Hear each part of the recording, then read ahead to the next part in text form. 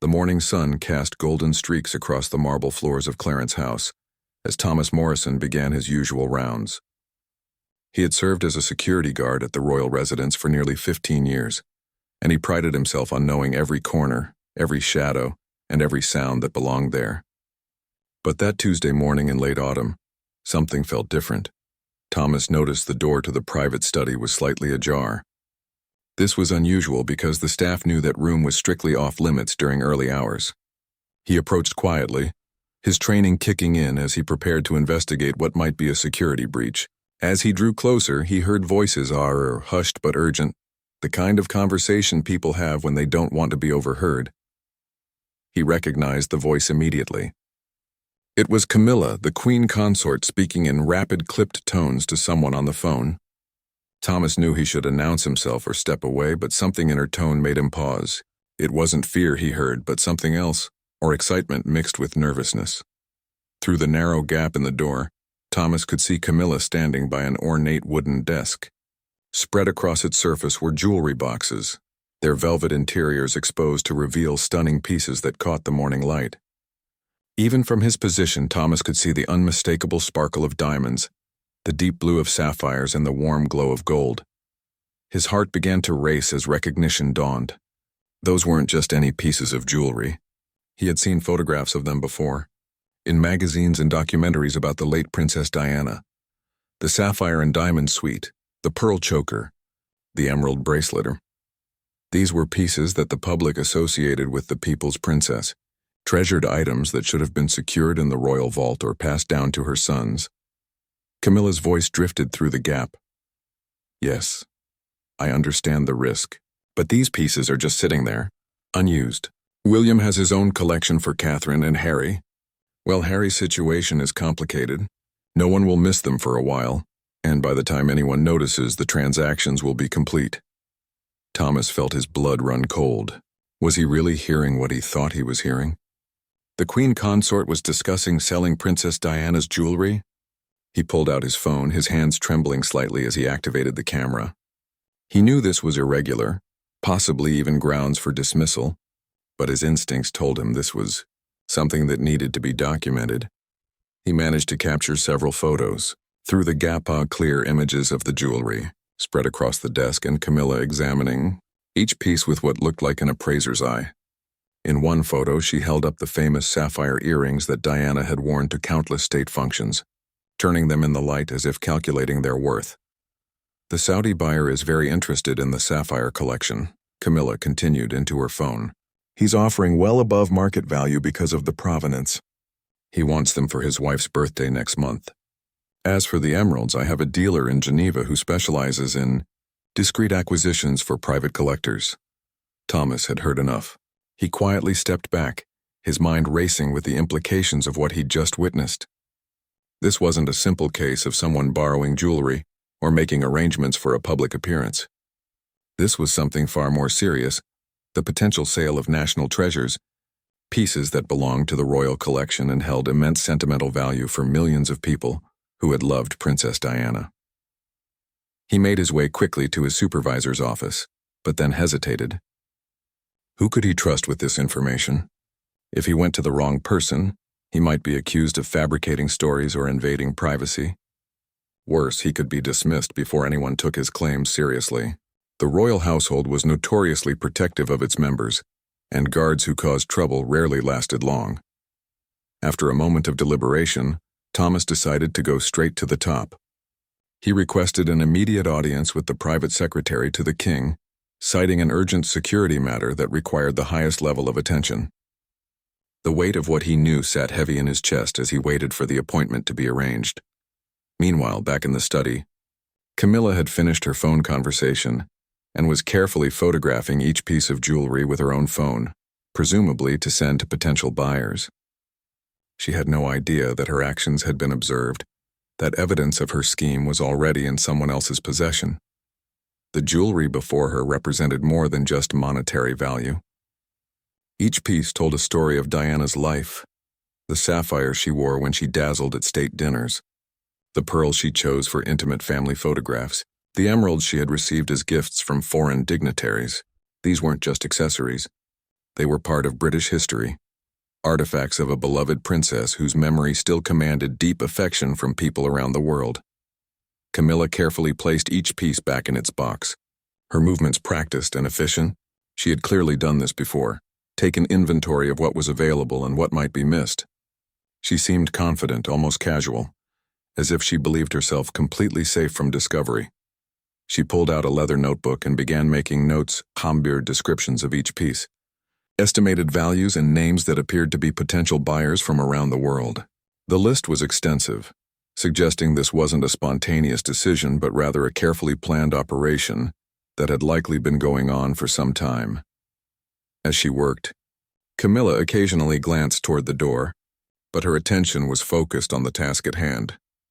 She had no reason to suspect that anyone had witnessed her activities. The household staff knew better than to enter private rooms without permission, and she had chosen this early hour specifically because most of the palace was still quiet. Thomas, now in the corridor outside the private secretary's office, checked the photos on his phone again. They were clear, indisputable evidence of what he'd seen. He could make out the jewelry, the notebook, and Camilla's face in profile as she examined the pieces. His hands were still shaking slightly, but he knew he had done the right thing by documenting everything. The private secretary's assistant finally emerged and gestured for Thomas to enter. As he walked through the door, Thomas understood that what happened in the next few minutes would change everything. Not just for him, but potentially for the entire royal family. The scandal that was about to erupt would shake the monarchy to its foundations, and he was the one holding the match that would light the fuse. He took a deep breath and began to tell his story, showing the photographs he had taken. The private secretary's face grew increasingly grave as Thomas explained what he had witnessed. This was no longer just a security matter. It was a crisis that would require immediate action at the highest levels of the royal household. The private secretary to the king, Sir Edmund Hartley, sat in stunned silence as he reviewed the photographs on Thomas Morrison's phone. His face had gone pale, and his usually steady hands trembled slightly as he zoomed in on each image. A man who had served the crown for over 30 years and had weathered numerous royal controversies had never encountered anything quite like this. "Mr. Morrison," Sir Edmund finally spoke, his voice carefully controlled. "You understand the gravity of what you're showing me? These are extremely serious allegations against the Queen Consort." Thomas nodded firmly. "I know, sir. That's why I came directly to you. I heard her speaking about buyers or Saudi collectors, dealers in Geneva. She was talking about selling Princess Diana's jewelry as if it were her own personal property." Sir Edmund stood and walked to the window, his back to Thomas as he processed the information. Outside, the palace grounds looked peaceful and orderly, but inside these walls, a storm was brewing that could damage the monarchy's reputation irreparably. The public's love for Diana had never truly faded, and any hint of disrespect toward her memory, especially involving her cherished possessions, would ignite a firestorm of criticism. "I need you to write down everything you saw and heard," Sir Edmund instructed, turning back to face Thomas. "Every detail, no matter how small. The exact time, the specific pieces of jewelry you recognized, and the precise words you heard. Can you do that?" "Yes, sir. I can do it right now." While Thomas wrote his statement, Sir Edmund made a discreet phone call to the king's personal aide. The conversation was brief and coded, but its urgency was unmistakable. Within the hour, a small group of trusted advisors would convene for an emergency meeting. This matter required swift action, but it also demanded absolute discretion, at least until they could verify the claims and decide on the appropriate response. Thomas finished his written statement and handed it to Sir Edmund, who read through it carefully, occasionally glancing back at the photographs. The evidence was damning. There was no way to misinterpret what the images showed or what Thomas had overheard. The question now was how to proceed without causing a public scandal that would overshadow everything the royal family was trying to achieve. "Mr. Morrison, I'm going to ask you to do something difficult," Sir Edmund said, his expression grave. "I need you to continue your duties as if nothing has happened. Do not speak of this to anyone, not your colleagues, not your family, not anyone. The king himself will be informed within the hour, and decisions will be made at the highest level. Do you understand?" Thomas understood perfectly. He was being asked to keep one of the biggest secrets in royal history, while the powers that be decided how to handle it. I understand, sir. You have my complete discretion. As Thomas left the office, Sir Edmund immediately began making preparations for the emergency meeting. He sent encrypted messages to key members of the royal household, each one summoning them urgently but without revealing the reason. The king needed to be informed before any action was taken, and that conversation would be one of the most difficult Sir Edmund had ever had to initiate. 2 hours later, King Charles sat in his private office, his face a mask of controlled emotion, as he listened to Sir Edmund's report. The photographs lay on the desk between them, each one a painful reminder of how complicated his family situation had become. His beloved mother, Queen Elizabeth II, had worked tirelessly to modernize and protect the monarchy. Now, just years after assuming the throne himself, he faced a scandal that threatened to undo decades of careful reputation management. "Are we absolutely certain?" Charles asked, though he already knew the answer. The evidence was irrefutable. "Yes, Your Majesty. The guard is reliable with an impeccable service record. He had no reason to fabricate such a story, and the photographs confirm everything he reported." Charles stood and walked to the portrait of his mother that hung on the wall. He had always tried to honor her legacy, to rule with dignity and grace. But this situation with Camilla put him in an impossible position. She was his wife, the woman he had loved for decades, but she had apparently betrayed not only the crown but also the memory of Diana, the mother of his sons and a woman whose death still haunted the nation. "What are my options?" Charles asked, though he was already considering the limited choices before him. Sir Edmund laid out the possibilities. They could handle it quietly, remove the jewelry from Camilla's access and issue a private warning. They could involve the police, though that would almost certainly lead to leaks and public exposure. Or they could take the most dramatic step of Barnow's immediate banishment from court. A clear and public message that such behavior would not be tolerated, even from the Queen Consort. "The public still adores Diana," Sir Edmund reminded him gently. "Any hint that her possessions were being sold for personal gain would cause outrage. And given the current climate, with public sentiment about the monarchy already fragile in some quarters, we cannot afford another major scandal." Charles knew this was true. Recent polls had shown declining support for the monarchy among younger generations. The institution needed to appear above reproach, worthy of the respect and resources the nation provided. A scandal involving Diana's jewelry would be seen as the worst kind of disrespect, not just to Diana herself, but to everyone who had mourned her and continued to honor her memory. "I need to confront her myself," Charles decided. "Before any formal action is taken, I need to hear what she has to say." Sir Edmund nodded, though he privately wondered if this was wise. Confronting Camilla directly would be painful for the king. But perhaps it was necessary for him to understand the full scope of what had happened. The meeting was arranged for that same afternoon, in the king's private study at Buckingham Palace. Camilla arrived expecting a routine discussion about upcoming engagements. She had no idea that her carefully concealed activities had been discovered, that photographs existed, that her future as queen consort hung in the balance. When she entered the study, she immediately sensed something was wrong. Charles stood by the fireplace, his posture rigid, his expression cold in a way she had rarely seen. Sir Edmund stood to one side, holding a folder that seemed to weigh heavily in his hands. "Camilla, please sit down," Charles said, his voice devoid of warmth. She sat, her heart beginning to race. "Charles, what's wrong?" "You're frightening me." Without preamble, Sir Edmund opened the folder and placed the photographs on the table in front of her. Camilla's face went white as she recognized the images of herself in the study. Diana's jewelry spread across the desk, her phone in hand as she catalogued pieces she had planned to sell. How did you? She stammered, her composure crumbling. "That's not the question that matters right now," Charles said quietly. "The question is why, Camilla? Why would you do this? These pieces belong to William and Harry, to their families. They're not yours to sell." Camilla's mind raced, searching for an explanation that might salvage the situation. She had convinced herself that no one would notice, that the jewelry was sitting unused in vaults while she faced financial pressures that her position didn't allow her to discuss publicly. Royal life was expensive, and her personal allowance never seemed adequate for maintaining the standards expected of a queen consort. But as she looked at Charles's face, at the betrayal and disappointment written there, she knew that no explanation would be sufficient. She had crossed a line that could never be uncrossed.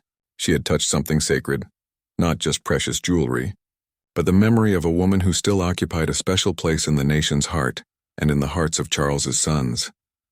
"I'm sorry," she whispered, but the words fell flat in the heavy silence of the room. Charles turned away, unable to look at her. In that moment, he made his decision. The silence in the king's private study stretched on for what felt like an eternity. Camilla sat frozen in her chair, staring at the photographs that represented the end of everything she had worked so hard to achieve. Charles remained by the fireplace, his back still turned to her, his shoulders tense with the weight of the decision he was about to make. Sir Edmund cleared his throat softly, breaking the oppressive quiet. "Your Majesty, there are practical matters we must address. The situation requires immediate action to prevent any further complications." Charles finally turned to face his wife. The man who looked at her now was not her husband, but the King of England, and the distinction was painfully clear. His eyes held no warmth, no trace of the affection that had sustained them through decades of controversy and public scrutiny. "Camilla," he began, his voice formal and distant, "I have spent my entire life in service to the crown and to this country. I have made sacrifices, endured criticism, and worked tirelessly to prove myself worthy of the trust placed in me. I cannot and will not allow anyone, regardless of their personal relationship to me, to undermine the integrity of this institution." Camilla felt tears beginning to form, but she blinked them back. Crying would not help her now. Nothing would help her now. She had gambled and lost everything. "The jewelry you attempted to sell belongs to the crown," Charles continued. "More importantly, it represents the legacy of Diana, Princess of Wales, and is held in trust for our sons and their children. Your actions constitute not just a betrayal of trust, but potentially a criminal offense. Theft from the royal collection is a serious matter." "Charles, please." Camilla finally found her voice. "I can explain. I never actually sold anything. I was just exploring options, trying to understand their value. The expenses of maintaining my position, the constant demands." "Stop." Charles held up his hand. "I don't want to hear excuses. You were photographed with those pieces, overheard discussing specific buyers and amounts. You kept a notebook with names of dealers and collectors. This wasn't idle curiosity. This was a planned operation." Sir Edmund stepped forward, placing another document on the table. "We've conducted a preliminary inventory of the royal collection. It appears that several minor pieces have already gone missing over the past 18 months. Pieces that were not particularly famous but were nevertheless valuable and historically significant." Camilla's face showed her shock. She hadn't realized that her earlier, smaller transactions had been noticed. She thought she had been so careful, selecting pieces that wouldn't be missed, items that weren't regularly photographed or displayed. But the royal household maintained meticulous records, and now those records would condemn her. "How could you?" Charles's voice broke slightly, showing the first crack in his controlled demeanor. "After everything we've been through, after all the years the public criticized our relationship, after finally achieving acceptance, how could you throw it all away for money?" "It wasn't just about money," Camilla said desperately. "It was about feeling suffocated, controlled. Every penny I spend is scrutinized. Every purchase is questioned. I wanted something of my own, some financial independence. Is that so terrible? When you achieve that independence by stealing from the crown, yes, it is terrible," Charles replied coldly. "You are the queen consort. You have responsibilities, duties, and privileges that billions of people could never imagine, and yet you felt entitled to more." Sir Edmund consulted his notes. "Your Majesty, we need to make decisions about the immediate future. The guard who discovered this situation has been absolutely discreet, but we cannot assume that information will remain contained indefinitely.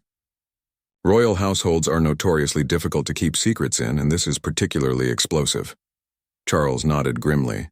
He had been thinking about nothing else since learning of Camilla's betrayal. The monarchy survived by maintaining dignity and moral authority. When those were compromised, the entire institution was threatened. His mother had understood this instinctively, which was why she had been so careful about every aspect of royal life. "There will be consequences," Charles said, looking directly at Camilla. "Severe consequences. I cannot allow this to be swept under the carpet or handled with a quiet warning. The integrity of the crown demands a clear response." Camilla's hands gripped the arms of her chair. "What are you saying, Charles?" What are you going to do? You will be removed from Clarence House immediately, he stated flatly. Your access to all royal residences will be revoked, with the exception of one property where you will reside under supervision. Your titles will remain. I cannot strip you of those without involving Parliament, but your role as Queen Consort will be suspended indefinitely. You will not attend any royal functions, make any public appearances, or represent the crown in any capacity. The words hit Camilla like physical blows. Everything she had worked toward, everything she had endured to reach this position was being taken away in a matter of minutes. She would be queen in name only, exiled from the life she had finally achieved. You're banishing me, she whispered. I'm protecting the monarchy, Charles corrected. If this scandal becomes public, and it very well might, the institution needs to be able to demonstrate that we took immediate and serious action. We cannot appear to tolerate theft or disrespect toward Diana's memory. The public would never forgive it. Sir Edmund added, the official statement will say that you are taking time away for personal reasons, to focus on private matters and health concerns. The truth will be known only to a very small circle of people who must be informed. Your discretion going forward will determine how much of your dignity you can preserve. Camilla felt numb. The life she had known was ending, and there was nothing she could do to stop it. She thought about the years she had spent at Charles's side, the criticism she had endured, the slow process of winning public acceptance. All of it was crumbling away because of her own greed and foolishness. What about our sons? She asked quietly, thinking of Tom and Laura, her children from her first marriage. They'll be dragged into this. They'll be told that you're taking a sabbatical for health reasons, Charles said. The same story everyone else will hear. Unless you force the truth into the open by fighting this decision. The implicit threat was clear. If she accepted the banishment quietly, her children would be protected from the full scandal. If she fought back, everything would come out and her family would be destroyed by the revelation. When do I leave? Camilla asked, her voice barely audible. Today, Charles replied, within the next few hours. Your personal items will be packed and sent to you. You'll be taken to Ray Mill House in Wiltshire. It will be your residence for the foreseeable future. Ray Mill House was Camilla's private property, a place she had owned since her first marriage. It was comfortable but isolated, far from London and the centers of royal power. It would be a gilded cage, a place of exile disguised as a retreat. Sir Edmund was already making phone calls, putting the machinery of the royal household into motion. Staff would be dispatched to pack Camilla's belongings. Security arrangements would be made for Ray Mill House. Press statements would be prepared. The king's decision would be implemented with the efficiency that the royal household was famous for. Camilla stood slowly, feeling as if she were moving through a dream, or perhaps a nightmare. Just this morning she had been the queen consort, confident in her position and her schemes. Now she was a pariah, being removed from court like a common criminal. May I at least say goodbye to, she began. No, Charles interrupted. The fewer people who see you leaving, the better. This must appear routine, unremarkable. You'll be taken out through the private exits. No farewells, no scenes. As Camilla walked toward the door, escorted by Sir Edmund, she turned back one last time to look at Charles. The man she had loved for so many years stood rigid and unyielding, every inch a king rather than a husband. The personal had been completely subsumed by the institutional. I really am sorry, she said softly. Charles didn't respond. He simply turned back to the fireplace, dismissing her with his silence. It was, Camilla realized, the cruelest punishment of Allah. Not anger or shouting, but complete indifference, as if she had already ceased to matter. The black Range Rover pulled away from the rear entrance of Buckingham Palace just before sunset, its tinted windows concealing the solitary figure in the back seat. Camilla stared straight ahead, her face pale and expressionless as the vehicle navigated through the London streets toward the motorway that would take her to Wiltshire. The life she had known for the past several years was already behind her, receding like a dream that had turned suddenly into a nightmare. Inside the palace, the machinery of damage control was operating at full speed. Sir Edmund had assembled a small crisis team in a secure conference room. The group consisted of only the most trusted advisors, people who had served the crown for decades and understood the delicate balance between protecting the institution and managing the truth. The statement needs to be simple and Uncontroversial, said Margaret Whitmore, the director of communications. She had handled numerous royal crises over her career, but this one was particularly challenging. Will announced that the Queen Consort is taking a period of rest at her private residence due to exhaustion and the need to address some personal health matters. Nothing that will invite too many questions, but enough to explain her absence. What about her scheduled engagements? Asked another advisor. She was supposed to open a hospital wing next week and attend the remembrance service. People will notice if she's simply gone. We'll cite medical advice, Margaret replied. Doctor's orders for complete rest and privacy. The king will attend events alone, and will gradually adjust the public to a new normal where he appears solo at functions. It's not unprecedented, as his mother often attended events without his father in later years. Sir Edmund listened carefully, but his mind was elsewhere, considering the larger implications. The guard who had discovered Camilla's activities was a loose thread, a potential source of leaks that could unravel everything. Thomas Morrison would need to be managed very carefully. We need to have a conversation with Mr. Morrison, Sir Edmund said. He's been discreet so far, but we need to ensure his continued silence, and we should consider his future. He can't remain in his current position. It's too visible. Too many opportunities for journalists to eventually track him down and offer money for his story. Are we talking about paying him off? Someone asked. Absolutely not, Sir Edmund said firmly. That would make him a liability and could be seen as hush money if it ever came out.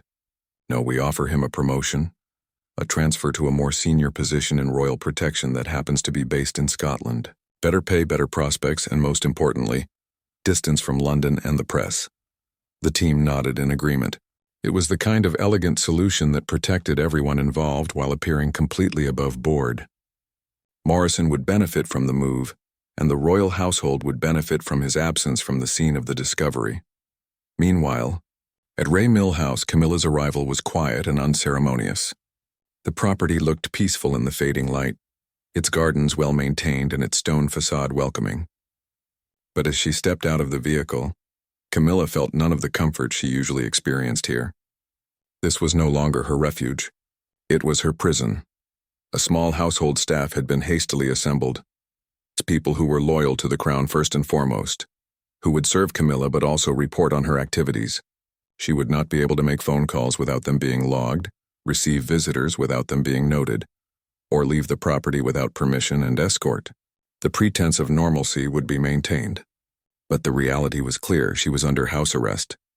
Inside the house, Camilla found her personal belongings had already been delivered and unpacked with remarkable efficiency. Her clothes hung in the wardrobes, her books lined the shelves, her photographs stood on the mantelpiece. It all looked so normal, as if she were simply spending a weekend at her country home, but she knew better. This was exile, carefully disguised but unmistakable in its intent. She poured herself a drink from the bar in the sitting room and collapsed into an armchair. The silence of the house was oppressive after the constant activity of palace life. No staff bustling about, no schedule of engagements to prepare for, no sense of purpose or importance. She was utterly alone with her thoughts, and those thoughts were not kind. How had it come to this? She had wanted Charles for so long, had endured so much criticism and hatred to be with him. The public had called her a homewrecker, had blamed her for the breakdown of his marriage to Diana, had resisted her every step toward acceptance. And finally, after years of careful public relations work, she had begun to win them over. People had started to see her as a supportive partner to the king, a woman who genuinely cared about her charitable causes. And then she had thrown it all away. The jewelry had seemed like such a small thing at first, just a few pieces that weren't being worn, sitting in vaults while she struggled to maintain the expensive lifestyle expected of her position. The royal allowance covered official expenses, but there were always personal costs that mounted up as gifts for family, maintenance on her private properties, the small luxuries that made life bearable. But she knew, deep down, that money wasn't really the issue. It was power, or rather the lack of it. Despite her title, despite being married to the king, she always felt like an outsider in the royal world. Diana's ghost haunted every room, every public event, every comparison made by the press. The public's love for Diana had never faded, and Camilla lived in constant awareness that she was second choice, second best, the other woman who would never be forgiven for what she represented. Taking Diana's jewelry had been an act of rebellion as much as greed. A way of asserting control over something, of possessing what Diana had possessed, of finally having power over the memory that overshadowed her. But that rebellion had cost her everything. Back in London, King Charles sat in his private rooms nursing a whiskey and trying to process the day's events. He felt betrayed, not just by Camilla's actions but by his own judgment. He had defended her for decades, had insisted that she deserved respect and acceptance, had fought his own family and the public to make her his queen. And this was how she repaid him by stealing from his son's inheritance, by disrespecting Diana's memory, by putting the entire monarchy at risk for personal gain. His phone rang. It was William, his eldest son, calling from his home in Windsor. Charles had been dreading this conversation but knew it was necessary. William needed to know what had happened, though Charles would spare him the complete details. "Father, I just heard that Camilla's been taken ill," William said, concern evident in his voice despite their sometimes complicated relationship with his stepmother. "Is it serious?" Charles took a breath. "Not exactly ill, William. There's been a situation. I'm handling it, but I thought you should know that Camilla won't be appearing publicly for the foreseeable future." "A situation?" William's tone sharpened. He had inherited his mother's instinct for sensing when things weren't quite right. "What kind of situation?" "It involves some jewelry from your mother's collection," Charles said carefully. "Camilla was exploring the possibility of selling certain pieces without authorization. The matter has been dealt with, but it requires her to step back from public life." The silence on the other end of the phone was deafening. When William finally spoke, his voice was cold with barely controlled fury. "She tried to sell Mother's jewelry? Are you absolutely certain? I've seen the evidence myself. I've already taken action. She's been removed from court and is currently at Ray Mill House under supervision." "Under supervision?" William's laugh was bitter. "She should be under arrest. Those pieces don't belong to her. They're not even yours to dispose of, eh? They're held in trust for George, Charlotte, and Louis. They're part of their grandmother's legacy." "I'm aware of that, William. But an arrest would mean a public trial, media coverage, scandal that would damage the monarchy beyond repair. I've handled it in a way that protects the institution while ensuring she can never do this again." William was quiet for a moment, and Charles could almost hear his son thinking through the implications. William had grown up with scandal and understood the delicate balance between justice and institutional protection. But this involved his mother, and that made it personal in a way that transcended political considerations. "I want the jewelry secured," William said finally. "Every piece that belonged to Mother needs to be properly inventoried and protected. And I want to know if anything is missing, Father. If she's already sold pieces, I want them tracked down and recovered." "It's already being done," Charles assured him. "Sir Edmund is conducting a complete audit of the collection. If anything is missing, we'll find it. And Camilla? What happens to her long term?" Charles rubbed his eyes tiredly. "I don't know, William. That depends on many factors, including whether this situation remains private or becomes public. For now, she's isolated and contained. Beyond that, I honestly don't know." After the call ended, Charles sat in the darkness of his room thinking about the women in his life. Diana, whose memory still commanded such devotion that any perceived slight against her became a national outrage. His mother, who had ruled with such dignity and careful attention to duty that she became a symbol of stability for an entire era. And Camilla, who he had... 3 weeks had passed since Camilla's exile to Ray Mill House, and the official story of her health-related retreat was beginning to wear thin with the press.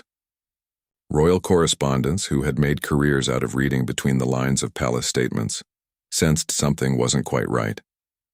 The Queen Consort's complete disappearance from public life, with no photographs or updates beyond the initial brief announcement, was unusual enough to spark speculation. Margaret Whitmore sat in her office at Buckingham Palace, reviewing the morning's newspapers and online articles. The headlines were starting to shift from sympathetic to curious. "Where is Camilla?" asked one tabloid. "Queen Consort's extended absence raises questions," read a more respectful broadsheet. The story was gaining momentum, and Margaret knew that momentum could quickly turn into a full investigation by the more aggressive media outlets. She picked up her phone and called Sir Edmund. "We have a problem. The press is getting restless," We need to feed them something, some kind of update or photo opportunity, or they're going to start digging deeper. We discussed this possibility, Sir Edmund replied calmly, though he shared her concern. What do you suggest? A photograph would help. Something showing her at Ray Millhouse looking relaxed and comfortable. We release it through our usual channels with a statement saying, "She's recovering well and thanks everyone for their concern." It buys us more time. Sir Edmund considered this. I'll need to discuss it with His Majesty. And with her. She'll have to cooperate, and given her state of mind, that's not guaranteed. Indeed, Camilla's state of mind had become a growing concern. The staff at Ray Millhouse reported that she spent most of her days in her room, refusing meals and seeing no one beyond the essential household members. She had lost weight, and the vibrant woman who had once commanded rooms with her presence had become a shadow, haunted by what she had lost and what she had done. When Sir Edmund called to discuss the photograph, Camilla initially refused. "Why should I help them maintain their fiction?" she said bitterly. "Let them deal with the consequences of banishing me. Because if the truth comes out, you'll be the one dealing with the consequences," Sir Edmund replied bluntly. "Right now you're a woman taking time for health reasons. If the real story breaks, you'll be a thief who stole from Princess Diana's collection. Which version would you prefer the public to know?" Camilla was silent for a long moment. She knew he was right, but the knowledge was bitter. She was trapped in a situation of her own making, forced to cooperate in her own concealment. "Fine," she finally said. "I'll do the photograph, but I want something in return." "You're hardly in a position to negotiate," Sir Edmund pointed out. "I want to speak to Charles. Just once, please." Sir Edmund sighed. He had been expecting this request eventually. "I'll ask, but I can't promise anything. His Majesty has been quite clear about maintaining distance. In fact, Charles had been avoiding even thinking about Camilla, throwing himself into his duties with an intensity that worried his staff.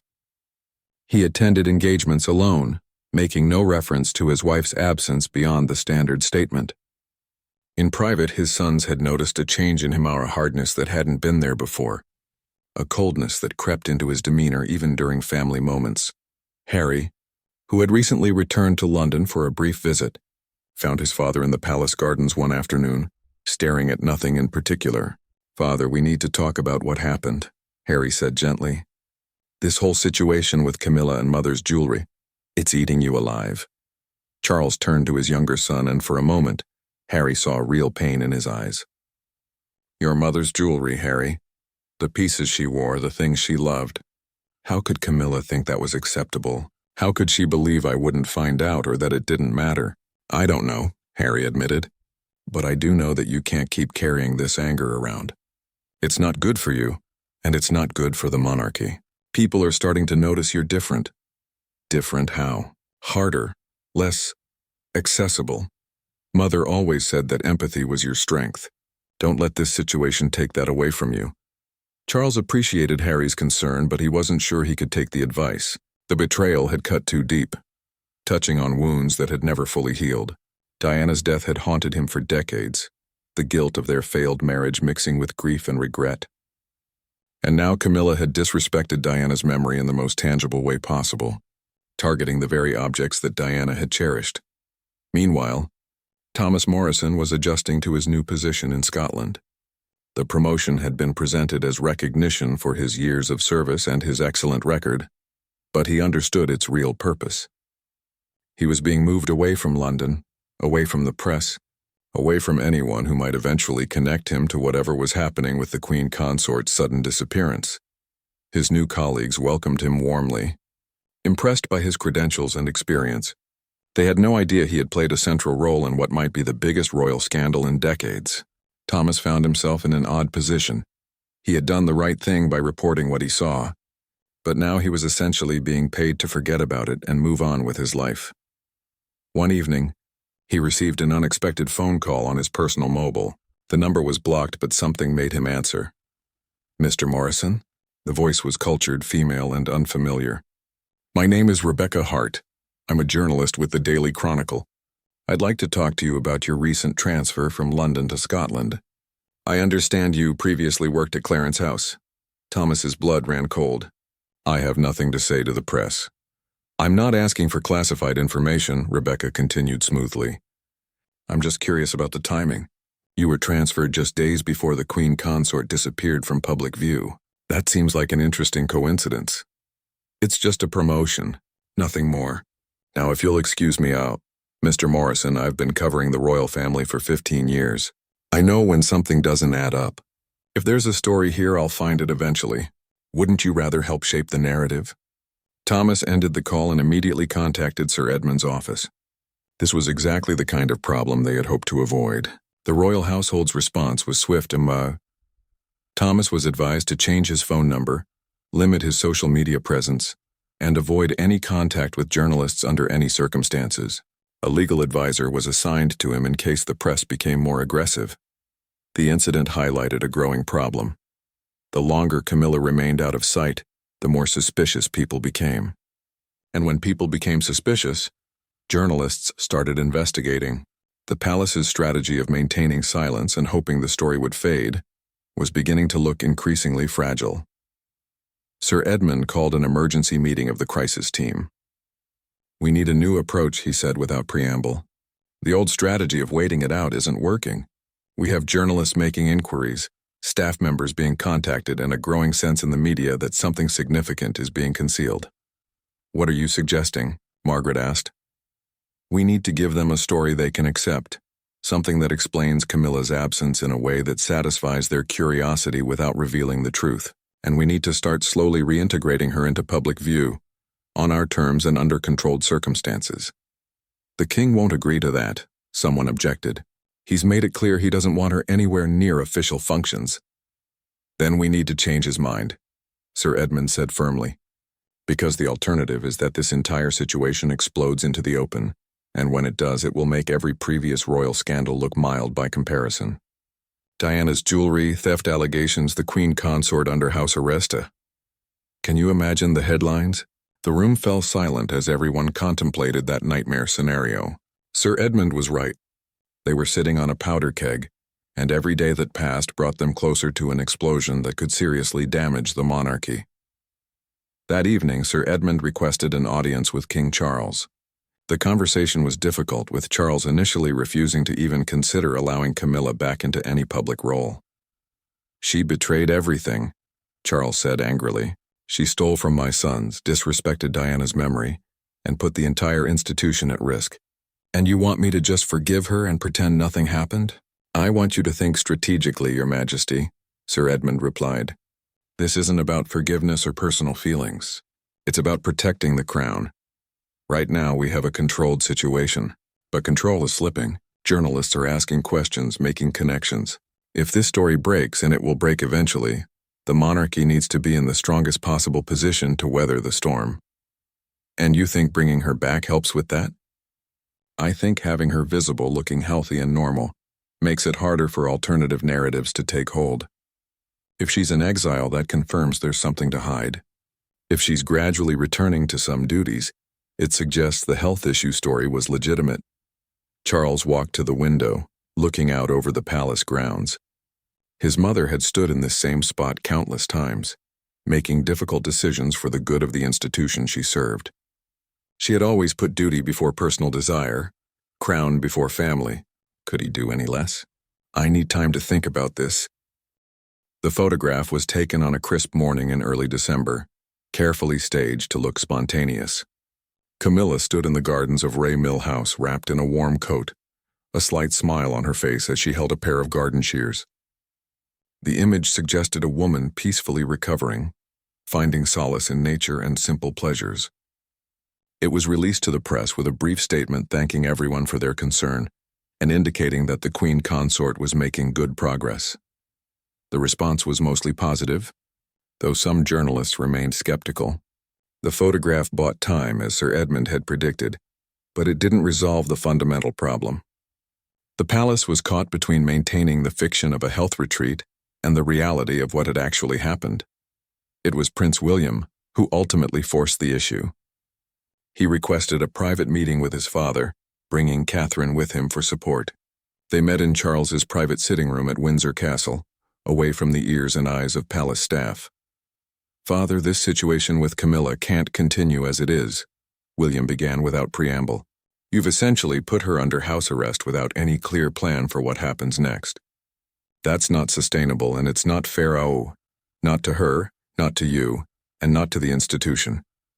Charles bristled at the implied criticism. Fair? She stole from your mother's collection, William. She was planning to sell pieces that should go to your children. What would you have me do? I'm not saying there shouldn't be consequences, William replied carefully. But what you've done is create a situation where everyone is trapped. She's isolated and miserable. You're carrying around guilt and anger, and the palace is hemorrhaging credibility as the press smells blood in the water. Something has to change, Catherine spoke up gently. We've been thinking about this, and we have a suggestion. It's not perfect, but it might offer a way forward that protects everyone involved. Charles looked at his daughter-in-law with interest. Catherine had proven herself to be remarkably diplomatic over the years, often seeing solutions that others missed. I'm listening.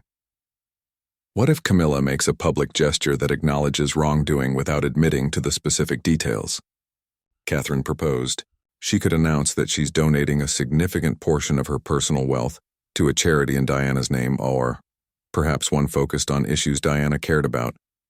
It becomes a story about atonement and honoring legacy, not about theft and scandal, William added. And in exchange, she's allowed to gradually return to some limited public duties, carefully managed and controlled. Nothing major, nothing that puts her in direct comparison to Mother, but enough to normalize her presence again. The key is that she's seen to be making amends, working to rebuild trust. Charles considered the proposal. It had a certain elegance to it, turning a potential scandal into a story of redemption, using Diana's memory not as a source of conflict, but as a path toward resolution. But it would require Camilla's cooperation, and he wasn't sure she would agree. I'd need to speak with her, he said finally, for the first time since all this happened. I've been avoiding that conversation, but I suppose it's time. The meeting was arranged for the following week. Camilla returned to Windsor Castle under cover of darkness, entering through a private entrance that avoided any chance of media observation. She was shown to a small sitting room where Charles waited, and for a long moment they simply looked at each other, years of history hanging between them. You look terrible, Charles said, and despite everything, there was concern in his voice. I feel terrible, Camilla replied honestly. Charles, I know there's nothing I can say that will make this right. I was stupid and greedy, and I let my own insecurities drive me to do something unforgivable. I don't expect your forgiveness, but I need you to know that I understand what I've done. Charles gestured for her to sit. William and Catherine have proposed a way forward. It would require you to make a very public gesture of atonement, to acknowledge that you've made mistakes that need to be corrected. Can you do that? What kind of gesture? He explained the plan A, the charitable donation, the careful return to limited duties, the narrative of rebuilding and redemption. As Camilla listened, she felt something shift inside her. This wasn't the ending she had imagined, but it was better than the alternative of remaining in permanent exile, defined forever by her worst act. I'll do it, she said. Whatever it takes. I'll sell properties if I need to, liquidate investments. Diana's sons deserve to see that I recognize how wrong I was. It's not just about William and Harry, Charles said quietly. It's about the institution, about public trust, about proving that the monarchy stands for something beyond personal ambition and privilege. I know. I understand that now. Over the following weeks, the plan was put into action with meticulous care. Camilla's legal advisors worked with palace officials to structure a substantial donation to the Diana Award, a charity that recognized young people doing extraordinary things in their communities. The amount was significant enough to make headlines, carrying several million pounds from Camilla's personal wealth. The announcement was carefully crafted. It acknowledged that Camilla had been going through a period of reflection and had decided to honor Princess Diana's legacy in a meaningful way. It didn't mention the jewelry or the attempted sales, but it suggested enough contrition and respect for Diana's memory to satisfy most observers. The press response was largely positive. Camilla honors Diana with major charity gift, read the headlines. Royal commentators praised the gesture as a sign of maturity and grace. Some skeptics questioned the timing and wondered if there was more to the story. But without evidence of wrongdoing, their questions remain speculation. Behind the scenes, the royal household conducted a complete audit of Diana's jewelry collection. Several pieces were indeed missing, sold to private collectors over the previous 18 months. The palace quietly employed specialist investigators to track down these items, and most were eventually recovered through discreet negotiations. The buyers who had purchased the pieces in good faith were compensated, and the jewelry was returned to its proper place in the royal collection. Thomas Morrison, watching all of this unfold from Scotland, felt a strange mix of emotions. His decision to report what he had seen had set everything in motion, yet the outcome was far more nuanced than he had imagined. There had been no arrest, no public scandal, no dramatic courtroom confrontation. Instead, there had been careful management, strategic decisions, and a resolution that protected everyone involved while still imposing real consequences. He received a personal letter from King Charles, thanking him for his service and discretion. It was a small thing, but it meant more to Thomas than any promotion or pay raise. He had done his duty, and the king acknowledged it. Camilla's return to public life was gradual and carefully choreographed.